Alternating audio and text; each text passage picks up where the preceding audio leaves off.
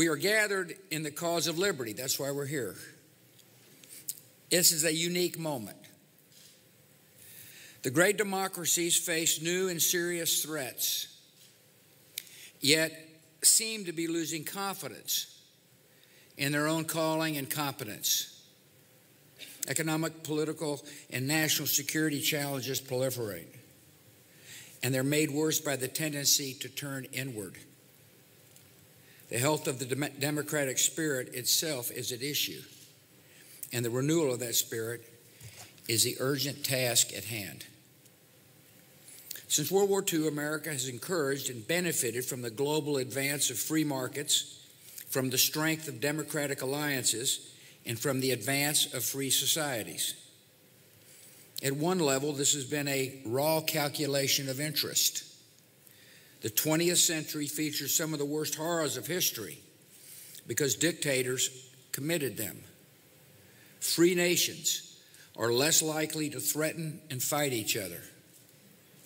And free trade helped make America into a global economic power. For more than 70 years, the presidents of both parties believed that American security and prosperity were directly tied to the success of freedom in the world. They knew that the success depended in large part on U.S. leadership. The mission came naturally because it expressed the DNA of American idealism. We know deep down that repression is not the wave of the future. We know that the desire for freedom is not confined to or owned by any culture. It is the inborn hope of our humanity. We know that free governments are the only way to ensure that the strong are just and the weak are valued. And we know that when we lose sight of our ideals, it is not democracy that has failed. It is the failure of those charged with preserving and protecting democracy. This is not to underestimate the historical obstacles to the development of democratic institutions and a democratic culture. Such problems nearly destroyed our country. And that should encourage a spirit of humility and a patience with others. Freedom is not merely a political menu option or a foreign policy fad. It should be the defining commitment of our country and the hope of the world. That appeal is proved not just by the content of people's hopes, but a noteworthy hypocrisy. No democracy pretends to be a tyranny. Most tyrannies pretend they are democracies. Democracy remains the definition of political legitimacy. That has not changed, and that will not change. Yet for years, challenges have been gathering to the principles we hold dear, and we must take them seriously. Some of these problems are external and obvious. Here in New York City, you know the threat of terrorism all too well. It's being fought even now on distant frontiers and in the hidden world of intelligence and surveillance. There is the frightening, evolving threat of nuclear proliferation and outlaw regimes. There's an aggressive challenge by Russia and China to the norms and rules of global order. They propose revisions that always seem to involve less respect for the rights of free nations and less freedom for the individual. These matters would be difficult under any circumstances. They are further complicated by a trend in Western countries away from global engagement and democratic confidence. Parts of Europe have developed an identity crisis. We have seen insolvency, economic stagnation, youth unemployment, anger about immigration, resurgent ethno-nationalism, and deep questions about the meaning and durability of the European Union. America is not immune from these trends. In recent decades, public confidence in our institutions has declined. Our governing class has often been paralyzed in the face of obvious and pressing needs.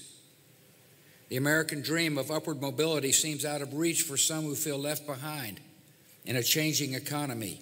Discontent deepened and sharpened partisan conflicts. Bigotry seems emboldened, our politics seems more vulnerable to conspiracy theories and outright fabrication.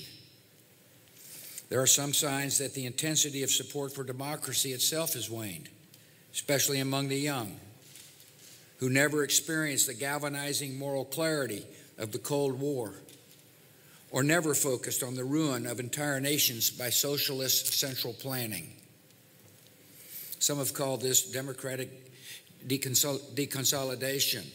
Really, it seems to be a combination of weariness, frayed tempers, and forgetfulness. We've seen our discourse degraded by casual cruelty. At times, it can seem like the forces pulling us apart are stronger than the forces binding us together. Argument turns too easily into animosity. Disagreement escalates into dehumanization. Too often, we judge other groups by their worst examples, while judging ourselves by our best intentions, forgetting the image of God we should see in each other. We've seen nationalism distorted into nativism. We've forgotten the dynamism that immigration has always brought to America. We see a fading confidence in the value of free markets and international trade, forgetting that conflict, instability, and poverty follow in the wake of protectionism. We've seen the return of isolationist sentiments, forgetting that American security is directly threatened by the chaos and despair of distant places, where threats such as terrorism, infectious disease, criminal gangs, and drug trafficking tend to emerge. In all these ways, we need to recall and recover our own identity. Americans have great advantage. To renew our country, we only need to remember our values. It's part of the reason we meet here today. How do we begin to encourage a new 21st century American consensus on behalf of democratic freedom and free markets? That's the question I pose to scholars at the Bush Institute. That's why Pete Weiner and Tom Maleo are with us today, have answered with the spirit of liberty at home in the world, the call to action paper. The recommendations come in broad categories. Here they are. First, America must harden its own defenses. Our country must show resolve and resilience in the face of external attacks on our democracy. And that begins with confronting a new era of cyber threats. America has experienced a sustained attempt by a hostile power to feed and exploit our country's divisions.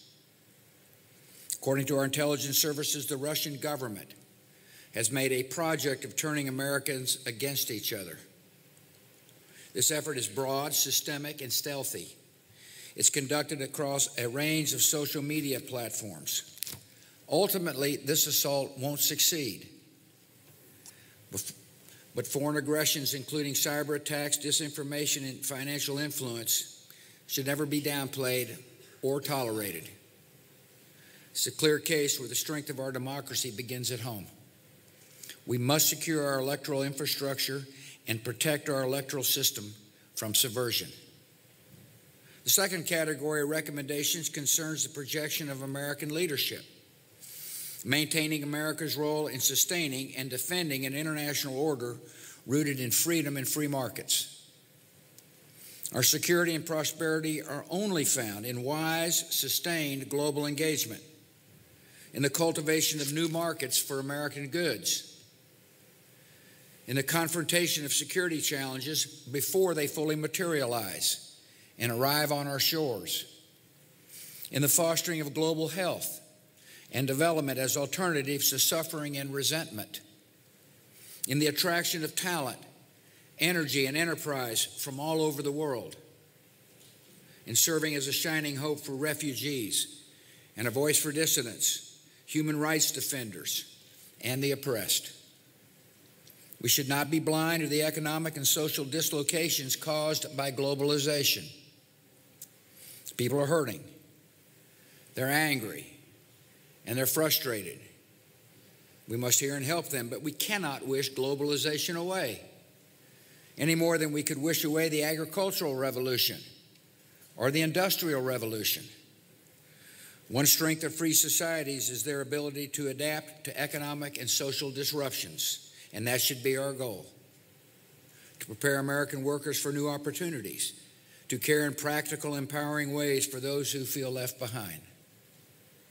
The first step should be to enact policies that encourage robust economic growth by unlocking the potential of the private sector and for unleashing the creativity and compassion of this country. Third focus of the document is strengthening democratic citizenship.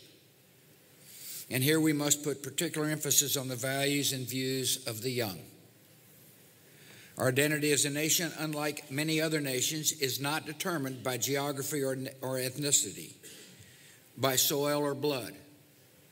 Being an American involves the embrace of high ideals and civic responsibility.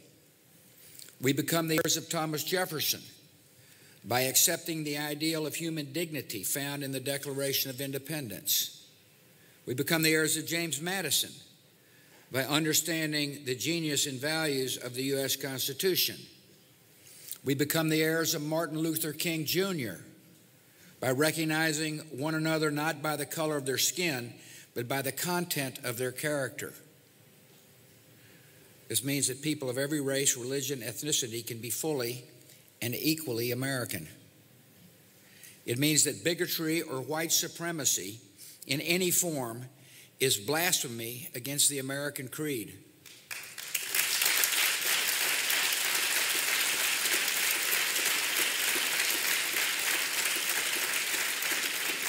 And it means the very identity of our nation depends on the passing of civic ideals to the next generation. We need a renewed emphasis on civic learning in schools, and our young people need positive role models. Bullying and prejudice in our public life sets a national tone, provides permission for cruelty and bigotry, and compromises the moral education of children. The only way to pass along civic values is to first live up to them. Finally, the call to action calls on major institutions of our democracy, public and private, to consciously and urgently attend to the problem of declining trust. For example, our democracy needs a media that is transparent, accurate, and fair. Our democracy needs religious institutions that demonstrate integrity and champion civil discourse. Our democracy needs institutions of higher learning that are examples of truth and free expression. In short, it is time for American institutions to step up and provide cultural and moral leadership for this nation. 10 years ago, I attended a conference on democracy and security in Prague. The goal was to put human rights and human freedom at the center of our relationships with repressive governments.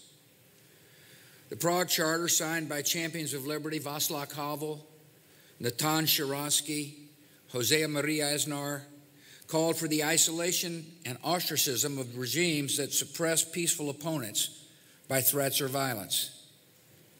Little did we know that, a decade later, a crisis of confidence would be developing within the core democracies, making the message of freedom more inhibited and wavering.